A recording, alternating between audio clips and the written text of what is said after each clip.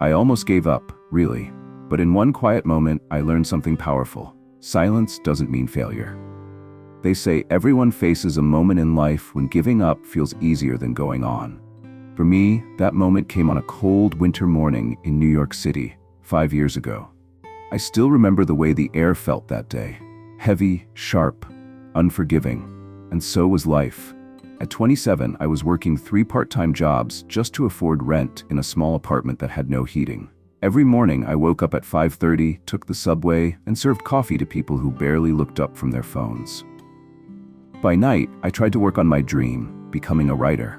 But dreams, I realized, don't always pay the bills. Every rejection email felt like a quiet reminder that maybe I wasn't meant for this, that maybe I had overestimated myself. And one night, after yet another rejection from a magazine I had admired for years, I sat by the window, staring at the snow falling outside. For the first time, I whispered to myself, I can't do this anymore. That whisper turned into silence, and that silence turned into surrender. For the next few weeks, I stopped writing altogether. I told myself I was just taking a break, but deep down, I knew I had given up. I went to work, came home, scrolled endlessly on social media, and fell asleep hoping tomorrow would somehow feel different. But it didn't. It never does, when your heart stops chasing what it was meant for. One evening, after another long shift, I stopped by a small park near my apartment. It was late, almost midnight. The city lights shimmered against the puddles on the ground. I sat on a bench, exhausted. Across from me was an old man, feeding pigeons even though it was freezing cold. He looked content, peaceful even. I couldn't help but ask, "Sir, why are you out here so late?" He chuckled softly, "Because they still come." I frowned. "Who still comes?"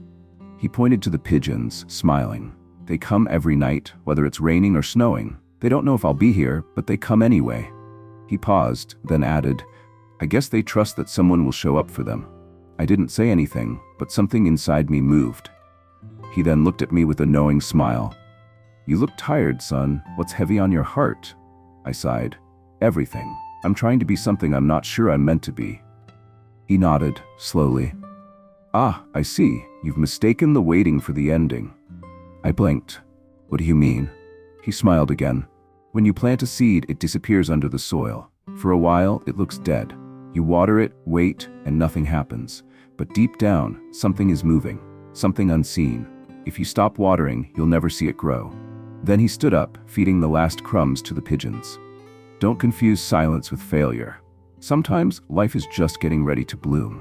And just like that, he left. That night, I couldn't sleep. His words replayed in my mind again and again. Don't confuse silence with failure. The next morning, I sat down with my old notebook, the one I hadn't opened in weeks. It felt strange, like greeting an old friend you had ignored for too long. I began writing again. Not for money, not for recognition, just to remember why I started. Every word I wrote felt like a small heartbeat returning. Days turned into weeks. Weeks turned into months. Slowly, I began submitting my stories again, not because I expected success, but because I realized something powerful.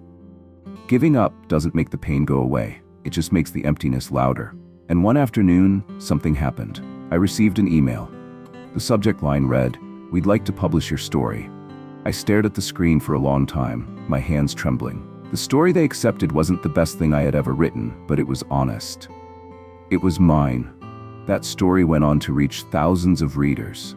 One of them even wrote back to me, "Your words found me at a time I needed them most. Thank you for not giving up." I remember sitting in my tiny kitchen, tears streaming down my face, because at that moment I finally understood. It was never about success or failure. It was about staying faithful to the process, even when nothing makes sense. Now, whenever I think about quitting, I remember that night in the park. The old man, the pigeons, the quiet truth in his words. Sometimes, life feels cold and unfair because growth happens in silence. The world may not clap for you yet. No one may notice your effort, but somewhere something is moving, deep beneath the surface. And one day, when you least expect it, life blooms again. The lesson I learned. If you are listening to this, maybe you are where I once was. Tired, lost, ready to give up. Maybe you've been trying for months or years and still nothing works. You feel invisible. You wonder if anyone even cares. But let me tell you something, and I mean this from the deepest part of my heart. You are not failing. You are growing in silence. The world just hasn't seen your bloom yet. Every dream has a hidden season of waiting, and in that waiting, we either lose hope or find ourselves. When I stopped chasing success and started cherishing progress, everything changed. Because true success isn't about how far you've gone, it's about how much you've grown while no one was watching. Today, 5 years later, I still live in that same city. I still write, not for fame, but for connection. And sometimes when life feels heavy again, I walk back to that same park. The pigeons still come, and though I never saw that old man again, his words never left me. Don't confuse silence with failure. So if you're listening to this right now, and you feel like giving up, pause, take a deep breath, and remember this: you're still here, you're still trying, and that means you haven't lost. The seed is still growing, even if you can't see it yet, because the moment you decide not to give up is the moment life starts changing quietly in your favor. Maybe not today, maybe not tomorrow, but someday soon, you'll look back at this exact moment and realize that the hardest season of your life was actually the beginning of everything beautiful. If this story touched your heart, take a moment to like the video and subscribe for more stories that remind us, no matter how hard life gets, there's always hope waiting beneath the silence.